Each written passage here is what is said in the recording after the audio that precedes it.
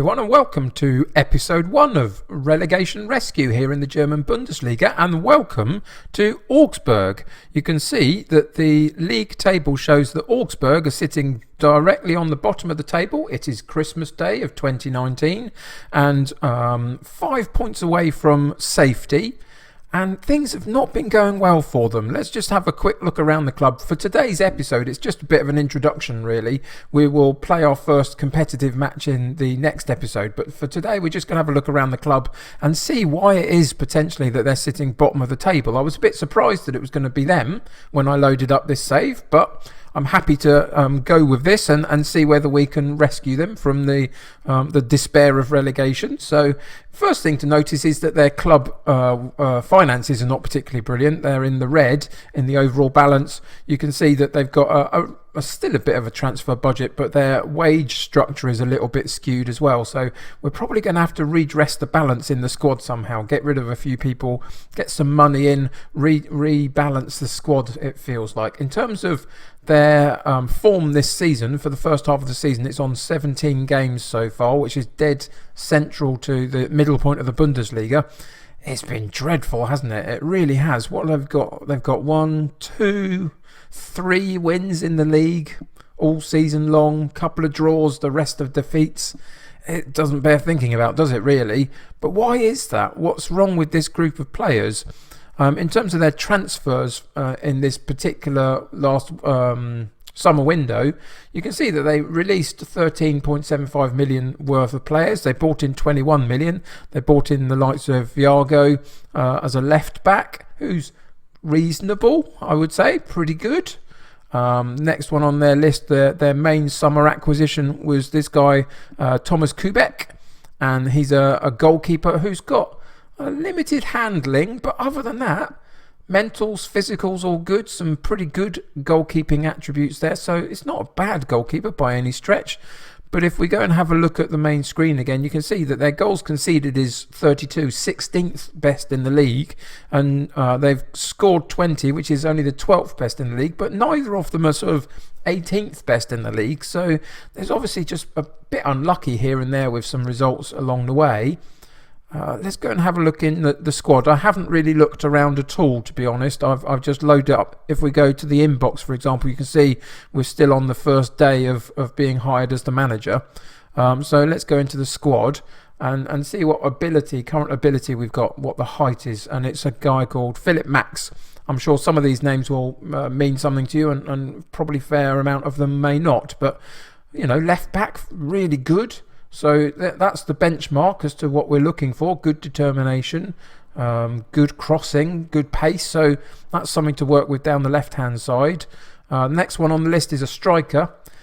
Fairly average finishing and heading and limited composure, which is a bit of a problem, I would say. But some pace about him. He's got only a handful of substitute appearances, but seemingly they rate him quite highly within the squad's current ability. You notice though that if we go down to this guy, Gregoritz, my pronunciations are going to be dreadful in this save. I'm really sorry. I apologise early on for it. He's another striker, and the point I want to make about this is he's got 4 in 13, but he's another striker. But like half a dozen top players in terms of current ability wise, we've got 3 strikers listed in there. I wonder whether we need to play a 2-man attacking line-up, 2-man up front. We'll see. I'll figure out a tactic and a solution to that as we go, but it's something worth thinking about. There's not a huge amount else of sort of really good current ability. You can see Steven Lichtsteiner, who was recently at Arsenal, 35 years old. He's pretty good, to be honest. He's still, you know, can run up and down that wide right-hand side, even at the age of 35, so he's worth having around. Who else have we got in here? Gruzo. Carlos Gruzo, defensive midfielder. He's got some pretty nice attributes for that kind of position. A few maybe gaps. I'd like a little bit more pace, but yeah, not too bad. There's certainly a reasonable set of players in here, I would suggest. I know that this guy, Andre Hahn, is usually fairly decent, and he pretty much is this time round. So there's something to work with on the right-hand side. So yeah, there's one or two guys in here that are pretty good. There's also some really weird decisions that they've made in terms of loaning out, should I say, Kevin Danso, for example. Why did they loan this guy out at the age of 21? There's some good attributes in here. I'm not quite sure why they did that. And one or two other weird decisions like that. If we go into the development centre and look at, let's go to the under-19s. There's a couple of players in here. Not many, are there, though? So let's have a look at them and see whether they offer us anything. This guy, Kudelka, he's got some growing to do, really, hasn't he? At the age of 17, he's not there yet in his attributes. Who have we got now? Kokovas. What is he? He's a left back and a fairly decent one for the age of 18. I think he's got a little bit of growth to do in his sort of mental aspects, but overall worth keeping an eye on, I would say. There's a good, decent player in there. Simon Astor, another fullback. He's a right back. He's pretty decent as well. Good determination, good pace, good tackling. A little bit more on his crossing would be great, but there's a really good player in there. We'll have to potentially look at what our first team options are, and maybe bring one or two of these guys in as sort of the backup role, save some money and get rid of some more senior players. Maybe there's some good talent in that. If we come back out of there and go back into the Augsburg 2, this is quite a big squad, isn't it? There's a lot of players in there. We can definitely cull some of these squads, I think, and save some money. What's the current ability on these? Killian Jacob is the top guy. Another fullback. We're blessed for fullbacks. He's really good. I mean, a little bit more tackling would be great, but that's not bad at all. Concentration could be a bit higher.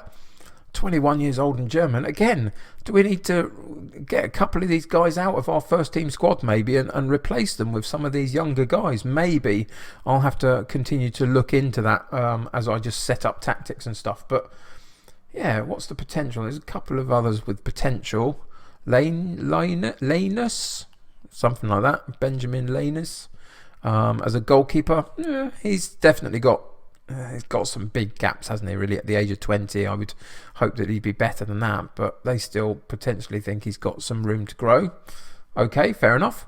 But yeah, some interesting players in the sort of the squads that we have, so that's encouraging. I would say that we obviously need to figure out a tactic. We need to figure out who our key star guys are going to be. We need to address this form that the game that's coming up next is a friendly match, which is good, just to see if we can get a decent result with that. Next episode, when we come back, I'll have sorted out a lot of things I'll be able to go through with you, and we'll play the Borussia Dortmund game, which is really hard as an opening game, isn't it? I'm slightly disappointed it's that hard to begin with, but I think there's a lot to work with here. It's going to take a little bit of time just to sort of cull this down a little bit. It feels a little bit weighty in terms of the personnel. There's probably a couple that we can get rid of. I mean, what's this guy? He's out on loan, is he? So he's not in the first team. Okay, fair enough, but he's got some gaps, hasn't he, really? So yeah, there's one or two like that, but it's not a bad side, and I think we have lucked out slightly that it's Augsburg rather than one of the other more recognisable sort of relegation candidates at this point in the season. But there is an awful lot of work to do. In terms of competition, we've already gone out of the cup, the German Cup. We got knocked out by Mainz in the second round, which is a little bit disappointing, but it does mean that we can focus all our efforts on the Bundesliga. We've, as I say, we're directly halfway through. 17 matches still to go. We'll play quite a lot of them on the episodes because it's going to be quite a short series, really. So we'll probably play maybe 10 games, I guess. Possibly something like that. Anyway, let's go for not into that. I don't want to have a look at Bayern Munich. What do I want to look at Bayern Munich for? Let's look at the season preview and see where they were predicted. To see they're predicted 12th. The likes of Paderborn and Union Berlin are the ones that you would maybe expect to get, but they're really struggling so far this season. Who is our key players? Let's see down here who it's suggested is our key players. So it's obviously Philip Max, which you would expect, but also it was one of the strikers, wasn't it? Where's he gone? There he is. Again, Finn Bogerson. Finn Bogerson. He's got some good attributes about him. That's pretty good. Finishing is decent. Composure is decent. Little bit of lacking in pace and acceleration, but potentially you can use him quite well, I would think. What's he got? 7 in 17. Not too bad. 30 years old, Icelandic. So there's someone to build a strike force around as well. So there's some really, really good players here. I'm really quite impressed that we've got something to work with. So yeah, give me a moment just to figure a few things out, and I'll go and set out a tactic and show you what I think is the best way to potentially play this group. So this is the formation that I've decided to go for. A 4-4-2 attacking wing play is the custom wing play type of tactic that I want to implement. In terms of in possession, you can see that we play a wide formation, working down the wings primarily, standard directness of passing, high tempo, running at defence, working the box ball into the box, hopefully from those crosses, whipping in the crosses to get to our striking options. In transition, we're going to regroup when we lose possession. We're going to hold the shape when we have possession. We're not going to go gung-ho. We're going to try and maintain the positions that we have and work those wide men, work the distribution to the flanks. That's going to be in transition. In terms of out of possession, it's both standard defensive line and attacking line of engagement. Not so much of an intensity in pressing. I want us to try and find a way to hold back, soak up a little bit of pressure, and then use our energy levels to move the ball back up the pitch again. And we're going to try and stay on our feet and not give too many silly fouls away. So those are the choices I've made for the starting moments of this particular save, and it will all change. It could change, at half time. We could completely rip it up and go somewhere else. And I talk about half time because I've moved on a few days. In doing the tactic, I thought, well, why not? Let's play the game, the friendly game. Why not against Hansa Rostock? I just thought it'd be a good opportunity for us to get to know some of these players a little bit without the pressure of a competitive game. So we are going to go into this game.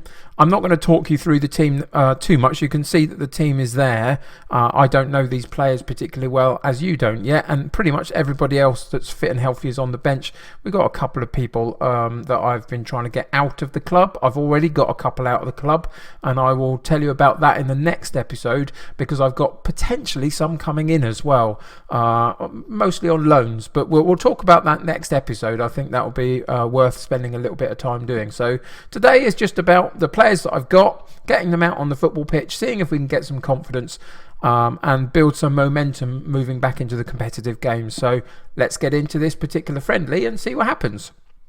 So I've asked the players to go out there and show me what they've got. There's places up for grabs. I think we're in the black kit. It's all brand new to me. This Augsburg club is not one that I've particularly managed before, so I think we are in the black kit. If you just give me a second to realign this particular view, I don't like it. There we are, that's better. You can see what's going on a little bit now. So Rostock in the blue kit have it in their central midfield. I'm hoping that we can see some of the sort of requirements of the play in terms of what I've set up. So it's things like working the ball out wide and maybe looking for an overlap from the fullbacks, trying to whip the crosses into the striking options. And here's an opportunity down the left-hand side. Max on the left-hand side, a good chance and narrowly over the top, but only just, and that's exactly what we're looking for. Those overlapping runs from the fullback, whipping in those crosses and playing two up front means that we've got to get it in that box for them to have a real go at. It's a little bit quiet so far. You can see that we've had the only shot on goal. Corner kick for Rostock though, and the header goes and hits the bar very close from them. And it's been a little bit drab so far, but I think that's probably fairly good for us because of the recent form. I think it's useful for us to just get some of that out of our system, slow the game down. Is he offside? I think he might be an offside there, but nonetheless a good opportunity again to whip those balls in. It's exactly what I'm looking for. Lots of wing play, lots of crossing into the two strikers, Finn Bogerson and Gregoric, or however you would pronounce those. There you go, half-time, 0-0. It's not been particularly high and exciting, but what I would say is that so far you've seen a couple of little glimpses as to what we're trying to achieve. So I'm still gonna. What am I gonna do? It's not a time to go assertive or anything. This is just a friendly. So let's say, yeah, this is a good one. I'm looking for standards to be set for the friendlies in your meeting, and you're not meeting them so far. Second half must be a bit better. Just get them motivated a little bit. I'm going to leave this starting 11 on and then make wholesale changes with about 20 minutes, 25 minutes to go. Get everybody a little bit of game time, but primarily work on the fitness of these 11 players on the pitch. I think it's the best team that we've got at the moment, which I'll introduce you again a little bit to more in the next episode. And Hahn on the right hand side there, good cross in from the left hand side right the way over the top to the far side of the 6-yard box. And Hahn gets a really nice looping header. So we can see off the throw in, we work it nicely. Bayer into Finn Bogerson down the left hand side, holds up the play, takes his time, and that's a really good looping header by Hahn. And we take a lead, and that's really encouraging. That gives us something to build from into the competitive matches. Highlights straight from the kickoff. So let's see what Rostock have got about them, or whether we can get in there and nick the ball off them. You can see our two midfield players are sitting back reasonably well to provide some protection for the defence, and it was a decent looping shot, but it went narrowly wide. But yeah, good holding play by the central midfielders, covering the defence a little bit, which is positive. And we'll see again whether we can now build up the attack and find an opportunity down one of the wings, and we go down the right hand side to Hahn and Jedvaz. Is that how you pronounce that? Jedvaz? Not sure, but Guizot and Bayer in central midfield tried to go wide left, but it was cut out, and Rostock get an opportunity to counter attack on us. They slow the pace down a little bit and sort of take their time, and we've not got that third midfielder to sort of go hunting for it really. We're going to sit back a little bit and just soak it up as much as we can, but then again occasionally it's going to get through. But a good block, a really good defensive block, and Guizot picks it up. Bayer early up to Gregorevich, and that's really wild by Finn Bogerson, isn't it? Really wild. Didn't really take any time on the shot and just powered it miles wide. Another opportunity for us down the right hand side though. Hahn gets to run at his fullback, passes it into Gregorevich, and that's a really good shot. Great shot by him, and the keeper parries it over the top of the bar. I will get the pronunciations of these names over time, but just at the moment some of them are a little bit beyond me at this second. Hahn again, and what was that on the follow-up by Vargas? But really good shot by Hahn right on the edge of the box. Let's go and make these wholesale changes. Bear with me for a second just to get everybody some fitness. So there you go, there's all the substitutions made. Let's go back into the game and let those players come on, and it's just about getting some fitness into them and maybe building some confidence up. If we can keep this 1-0 win, maybe add to it, but if we can keep it to the end of the game and just come away with a bit of a better feeling about ourselves, then that hopefully will really encourage the players into the competitive matches. But again, it's Rostock on the ball in the central midfield, and again they take the time. They've obviously got a controlled possession style of play or something, because it's quite slow and deliberate, but they're still moving their way forward, and we still hold our shape though, which is really good. Even the front man are dropping in just to see if we can get something on the ball, and we do. He finds his way onto the ball. Schreiber back to Kadira, and we go long up top but lose out possession there. That was unfortunate. Again, a decent enough attempt for a header, and that's a really good shot, isn't it, by Rostock? But we cover it very nicely in the end and go back to the goalkeeper, and he can calm down the situation and send it long, and we just about lose possession in that central midfield area. But again, we regain our shape and let them come back onto us to see if we can counter-attack on them down the wide areas. But I do like their hold-up play. They do calm it down quite a lot, and they've worked it into the box, but that's a really good clearance. But again, we lose the 50-50 ball, unfortunately. That's something we might need to work out a little bit. Having a slight man down probably in most teams in the centre of midfield might cause us a few problems, but we'll have to figure that one out as we go. I'm hoping to improve the quality of my central midfield. It's one of the areas that we've got somebody coming in hopefully for, but again, I'll talk to you about that next episode. Corner came in and was cleared. Again, the flag was raised for offside, but that was lucky. But it was quite a well-worked move.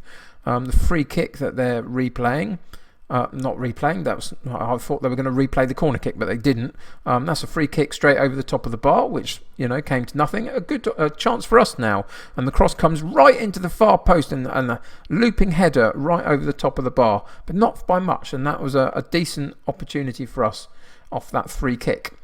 Again, they've found it in our sort of midfield area, and those second balls we're not getting to, and we've been made to pay, haven't we, really? That was a good cross from right to left, and a very, very good attacking moment for them down that left-hand side. So here we go. Is it Breyer, his name? Loses out there, but the ball is put in very nicely, and Opuku puts the header into that far corner, and they've done very nicely with that particular move. I'm not particularly disappointed, if I'm honest, because today is just about fitness and seeing what the team is like and what we've got to offer. And I think that maybe the 4-4-2 might get found out here and there by a few teams playing that extra man in midfield, but I think it benefits us if we can get those wide players working and those overlaps working. Then potentially there's an opportunity for our two strikers to get something. So yeah, I'm not going to go with the disappointment of the assistant manager. I'm just going to say we're unlucky today. Leave it at that. Let them feel as though they've achieved something just by, it was a draw. It was a reasonable result. It was a good opportunity for us to get on the pitch and not have the pressure of competitive football. But, there is harder things to come, and we're going to have that straight away with Borussia Dortmund in the next episode. So I hope you'll join me for that. I know this was a little bit of a rambly episode, round the houses a little bit, but it's good just to sort of embed ourselves in the club a little bit and understand where we're at. Next episode, we'll play Dortmund. We'll talk about the transfer dealings, if there are any, and just continue to sort of mould this team for the next couple of weeks as the January window continues to remain open. But yeah, thanks for joining me. And thanks yesterday for the response on yesterday's video. It was amazing. It was phenomenal response. I couldn't have asked for more, so I really appreciate that. Stick with me, more content to come. It's going to be great over the next few weeks with this particular save and the rolling in the aisle save as well continuing. So there's plenty on the channel. Keep commenting, keep telling me what you like and don't like, keep telling me what you think I should work on. And together, us as a collective United City community will grow together, and that would be amazing. I'm really excited for the future of the channel. So thanks very much for watching. Hope you're enjoying this particular first episode, a new series, a look into the first episode of the new series. Join me again for the next episode. Till then though, take care of yourselves. I'll see you very soon, and bye for now.